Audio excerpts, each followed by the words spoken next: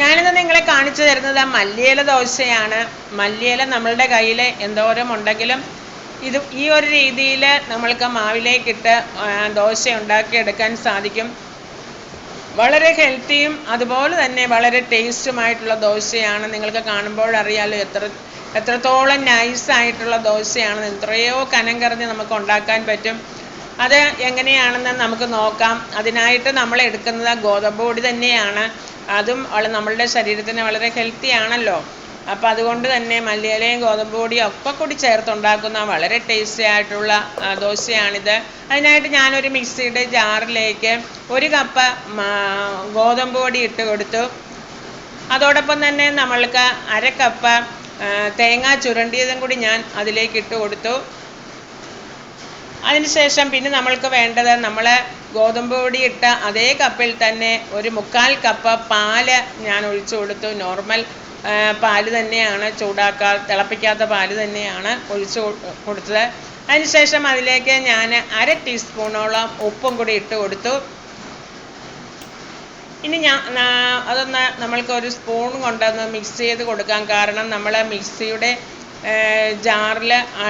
മിക്സിയിൽ അടിക്കുമ്പോൾ നമ്മൾക്ക് കുറച്ച് ലൂസായിട്ട് തന്നെ വേണം, അല്ലെങ്കിൽ നമ്മളുടെ മിക്സി സ്റ്റക്കായി പോവും.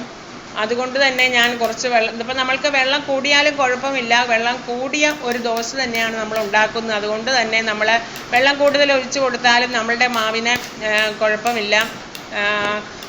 അതുകൊണ്ട് തന്നെ ഞാൻ കുറച്ചും കൂടി വെള്ളം ഒഴിച്ചു കൊടുത്തു. ഇനി നമ്മൾക്ക് ഒന്ന് അരച്ചു കൊണ്ടുവരാം. ഇപ്പം ഞാൻ കുഴപ്പമില്ല, വെള്ളം നല്ല ജ്യൂസി ആയിട്ടാണ് ഇരിക്കുന്നത്. അതുകൊണ്ട് തന്നെ നമ്മൾ മിക്സിയിൽ അരച്ചു. അതുകൊണ്ട് മിക്സിക്ക് കുഴപ്പമൊന്നുമില്ല. എപ്പോഴും നമ്മൾ മിക്സിയിൽ ഇതുപോലെ ഗോതമ്പ് പൊടി അടിക്കുമ്പോൾ കുറച്ച് ലൂസായിട്ട് തന്നെ വെള്ളം ഒഴിച്ചു കൊടുക്കണം.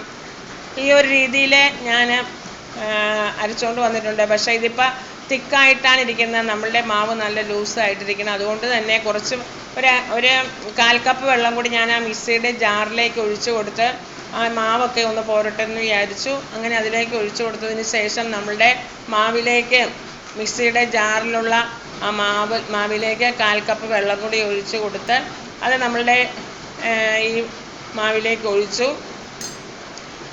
കുറച്ചും കൂടി ലൂസാകണം. അതുകൊണ്ട് തന്നെ കുറച്ച് 1/4 കപ്പ് വെള്ളം ഞാൻ ഒഴിച്ചെങ്കിലും അത് മുഴുവൻ ഞാൻ ഒഴിച്ചില്ലായിരുന്നു മിക്സിയുടെ ജാറിൽ നിന്നും. ഇപ്പം ഞാനത് മുഴുവൻ ഒഴിച്ചു കൊടുത്തു. അതിനുശേഷം ഞാൻ അതിലേക്ക് 1 ടേബിൾ സ്പൂണോളം വെളിച്ചെണ്ണയാണ് ഒഴിച്ചു കൊടുക്കുന്നത്. വെളിച്ചെണ്ണ ഒഴിച്ചു കൊടുക്കുമ്പോൾ നമ്മളുടെ ദോശയ്ക്ക് പ്രത്യേക ഒരു ടേസ്റ്റ് കൂടുതലുണ്ടാകും. നമ്മൾ ആ പാലൊക്കെ ഒഴിച്ചു കൊടുത്തത് കൊണ്ട് തന്നെ വളരെ സോഫ്റ്റ് ആയിരിക്കും നമ്മളുടെ ദോശ. ഇനി നമ്മൾക്ക് മല്ലിയിലയാണ് നമ്മളുടെ പ്രധാന ഘടകമായ മല്ലിയിലയാണ് ഇട്ട് കൊടുക്കുന്നത്. എന്തോരം മല്ലിയില ഉണ്ടെങ്കിലും നമ്മൾക്ക് ഇതുപോലെ ചെറുതായിട്ട് അരിഞ്ഞ് നമ്മളുടെ മാവിലേക്ക് ഇട്ട് കൊടുത്ത് നമ്മൾക്കൊന്ന് മിക്സ് ചെയ്തെടുക്കാം. മല്ലിയില നമ്മൾക്ക് വൃത്തിയാക്കി എടുക്കുന്നത്, മല്ലിയില കുറച്ച് ബേക്കിംഗ് സോഡയിലൊക്കെ ഇച്ചിരി വെള്ളത്തിൽ ബേക്കിംഗ് സോഡ ഇട്ട് നമ്മുടെ മല്ലിയില മുക്കി വെച്ചൊരു 10 മിനിറ്റ് കഴിയുമ്പോൾ നന്നായിട്ടൊന്ന് കഴുകിയെടുത്താൽ മതി. ഒരു പരിധിയോളം അതിൻ്റെ കെമിക്കലൊക്കെ മാറിക്കിട്ടും. ഈ ഒരു കൺസിസ്റ്റൻസി ആയിരിക്കണം നമ്മളുടെ മാവിന്. നമ്മളുടെ ഒരു നോൺ സ്റ്റിക്ക് പാൻ ചൂടായി വരുമ്പോൾ അതിലേക്ക് ഈ ഒരു രീതിയിൽ നമുക്ക് മാവ് കോരി ഒഴിക്കാം.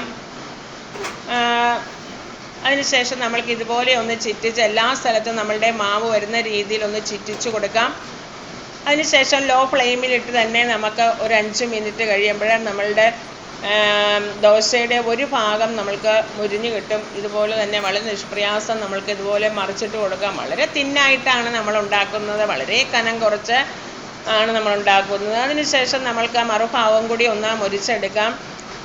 ഒരു 3-4 മിനിറ്റ് കഴിയുമ്പോൾ അത് നമ്മൾക്ക് മുരിഞ്ഞ് കിട്ടി. അങ്ങനെ വളരെ പെട്ടെന്ന് തന്നെ നമ്മളുടെ ദോശ, മല്ലിയില ദോശ ഇവിടെ റെഡിയായിട്ടുണ്ട്. കണ്ടോ? അതിനുശേഷം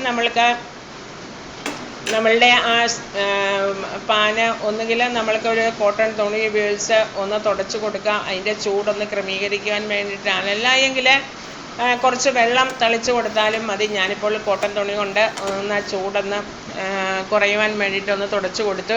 അതിനുശേഷം വീണ്ടും നമുക്ക് പഴയതുപോലെ തന്നെ നമ്മളുടെ മാവ് ഒന്ന് കലക്കി, നമ്മളുടെ തവി കൊണ്ടൊന്ന് കലക്കിയതിന് ശേഷം ഇതുപോലെ ഒന്ന് കോരി ഒഴിച്ച് നമ്മൾക്കൊന്ന് ചുറ്റിച്ചെടുക്കാം. വളരെ ടേസ്റ്റാണ്. നിങ്ങളെല്ലാവരും ഉണ്ടാക്കി നോക്കണം.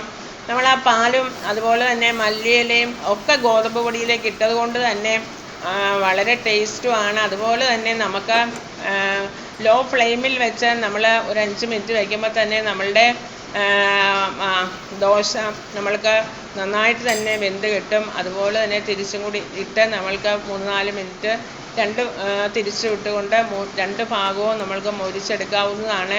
വളരെ ടേസ്റ്റി ആയിട്ടുള്ള വളരെ ഹെൽത്തി ആയിട്ടുള്ള ദോശ നമ്മൾക്ക് ഉണ്ടാക്കിയെടുക്കും. അതും വളരെ കനം കുറഞ്ഞ് ഇതുപോലെയൊക്കെ സ്വല്പം പൊട്ടിപ്പോവുകയാണെങ്കിലും കുഴപ്പമൊന്നുമില്ല, നമുക്ക് റെഡിയാക്കി എടുക്കുവാനായിട്ട് സാധിക്കും.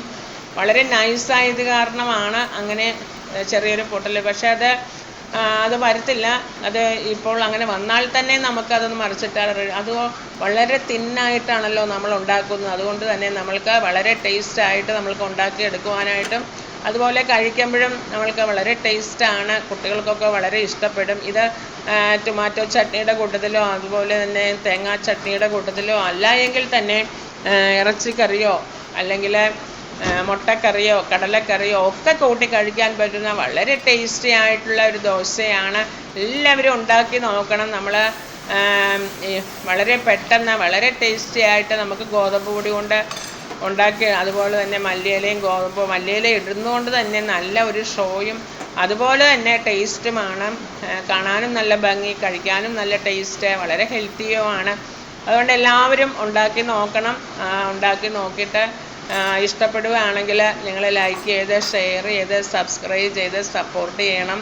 കണ്ടോ, വളരെ നിറച്ച് ഹോളൊക്കെ വന്ന് നമ്മളെന്നാൽ ഒരു സോഡാപ്പൊടിയോ ഒന്നും ചേർക്കാതെ വളരെ ടേസ്റ്റായിട്ട് നമുക്ക് ഉണ്ടാക്കിയെടുക്കുവാൻ പറ്റുന്ന മല്ലിയില ദോശ എല്ലാവർക്കും ഇഷ്ടപ്പെട്ടു കാണും എന്ന് കരുതുന്നു.